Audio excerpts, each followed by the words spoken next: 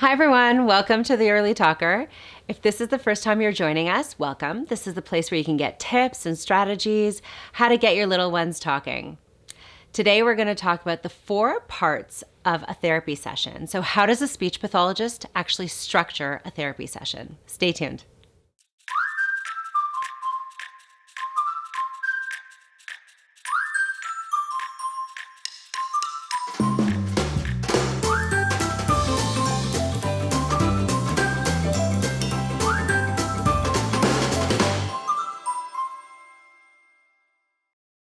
So today we're talking about how a speech pathologist actually goes ahead and structures a therapy session. And really there are 4 important components to coming up with the activities and the therapy and putting it together into a session.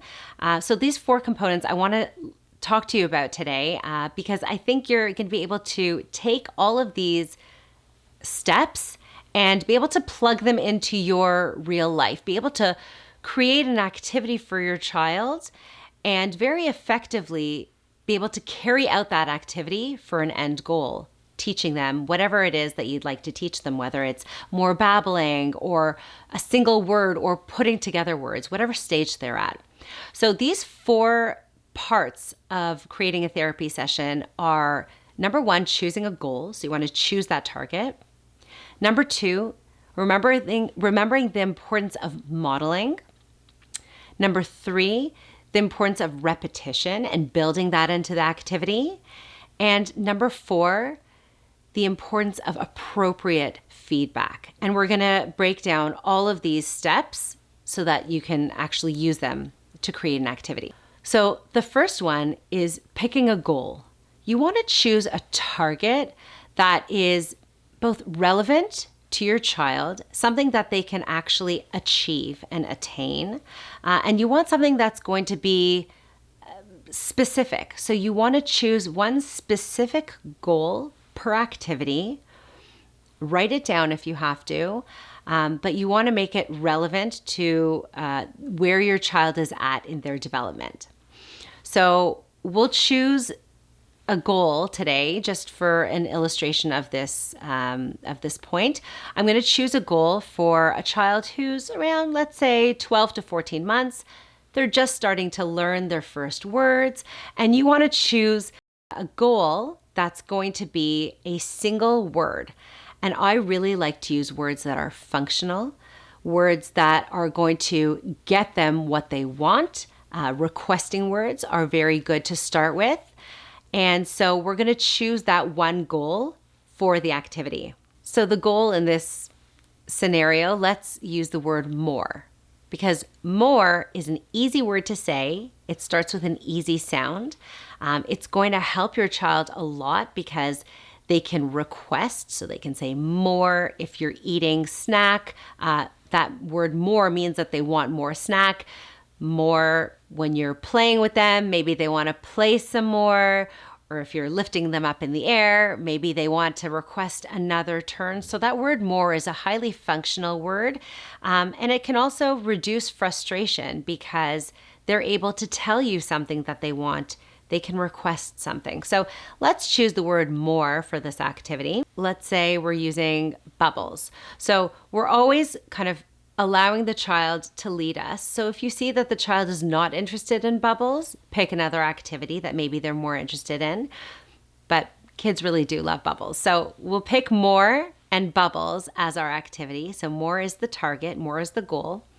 And then we want to keep in mind step number 2, which is modeling. So modeling is very important because we want to show that child what it is that we want from them. So why are we actually doing this activity?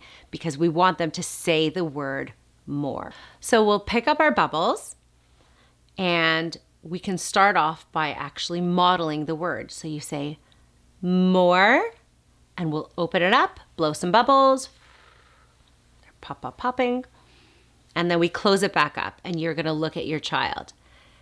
And you look at them again and you say, more bubbles. So we'll open it up, blow some more bubbles, pop, close it back up. So you don't want them to just be able to grab the bubbles themselves and do the activity themselves, because that defeats the purpose. You're trying to kind of withhold it a little bit from them. And so you've said the word more twice, and you've shown them that more actually opens up the top and allows them to pop the bubbles. So then you look at your child and wait. Maybe have your lips together to start the word more. And what do? Are they looking at you? Are they looking at the bubbles? Maybe they didn't get it. They need another model. Maybe they're looking at you and looking at the bubbles and not trying anything. You're going to show them again. You're going to say, more bubbles. Open up the bubbles, blow them up, close them back up. Then offer them again. This time they look at you and they look at the bubbles and they say, more. And they tried the word more. Good job. So you open it up, you give them what they want, and you blow the bubbles.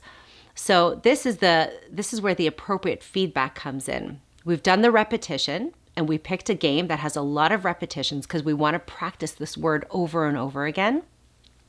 And this is now step number 4, where we want to give them appropriate feedback. So your child just tried the word more. He said, or mo.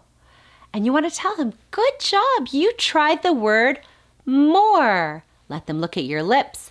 More. Stretch out the word. Say it nice and loud so that they can hear it.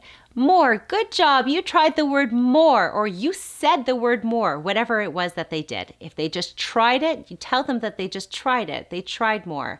If they didn't get it, don't tell them, good job. If they just looked at you or they said pop, pop, pop, that wasn't the target. It's great that they're saying pop, or it's great that they're looking at you, but you want to reinforce that target so that they know what it is that you want from them. So if they didn't try anything, or they said pop, or they were looking around, you can say to them, come, let's try the word more again, or more, and model it again for them. And you keep on going over and over. You can do this activity for 2 or 3 minutes, 5 or 6 minutes if they're really into it, keeping in mind all of these steps of picking that goal, modeling for them. You're going to model every time, and then repeating the steps again and again. And you want to repeat that word, repeat it back to them, and then giving them the appropriate feedback. Did they try it? Good job. You said more, or great work. I love to hear the word more. In a therapy session, we usually choose at least 2 or 3 goals to complete in that 1-hour session. And we pick many different activities to try to teach the child that goal or that target in a variety of different ways, so that they're excited about it, and also that they see that word or the target that you have in mind is able to have meaning in different areas and in different scenarios. You can choose a target for your child that, as I said before, is appropriate, that is something that is achievable and attainable for them, and it's relevant. You can write it down and keep track of it in a journal. It's a really great way of tracking their progress and seeing the things that you're working on. I would advise you against taking too long for your therapy sessions at home, so picking too many activities, because you don't want your child to get frustrated or to not want to do this in the future. So that's why we usually do a therapy session that's 45 minutes or that's an hour long. And that's usually once a week when we actually go into your home or you come into our clinic and we do a therapy session with you. Part of that session is doing therapy with the child. And the other part of the session, at least when we do it, oftentimes is parent training and actually teaching you the things that I'm teaching you right now. When you're practicing the activity at home, choose one activity, pick a goal, and take maybe 5 to 7 minutes to do that activity. Don't stretch it out for too long because you don't want your child to lose interest or get bored or get frustrated. If you find that they're really excited by it and they want to continue, great. Then change to another activity. You can pick the same goal or you can pick a different goal. And again, spend between 5 and 7 minutes on that activity, teaching them that new skill. So today we spoke about how a speech pathologist actually structures a therapy session by picking a goal, making sure to model that target or the goal to the child so that they understand what it is that we want from them. What are we teaching them in that activity? Repeating. So doing that activity and actually practicing that goal or the target over and over again, the importance of repetition. And then number 4, the importance of giving appropriate feedback. So the child actually knows when they got the target, when they got that goal, and when maybe they missed it and they just need to try again. Thank you so much for joining me. I hope you found this video helpful.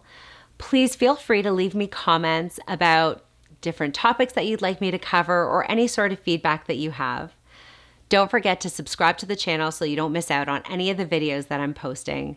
And tag the early talker on your post about how your kids are doing or any cute, fun videos about your children learning language. I'd love to see it. Until next time.